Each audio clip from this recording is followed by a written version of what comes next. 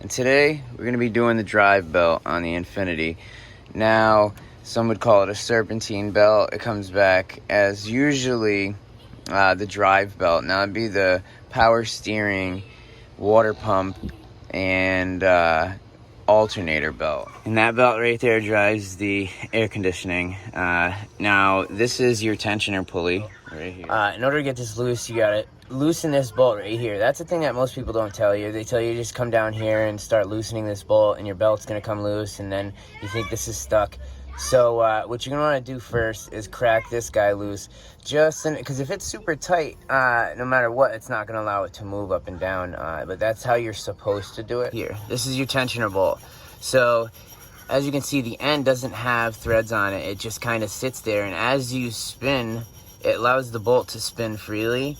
And this pulley right here has threads on the back of it, and it rides up and down. So as you loosen this bolt, that will come down, and as you tighten it, it will go up and put more tension on it.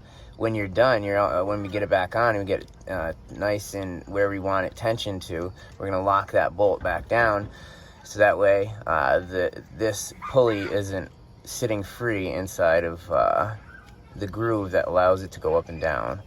So we're gonna get the belt on, because you can see we already got it off. You see this lubricant here. It was a little rusty. You know, it looks like this is the original belt on this car. So, you know, it took a little persuasion, but we got it off. And all right, so we just got the belt back on, and I'm tightening this. And you can actually see, as I'm tightening it, you can see the pulley moving up. You see it ever so slightly. You can see it moving as I'm tightening it. And he's checking the tension as I'm doing it.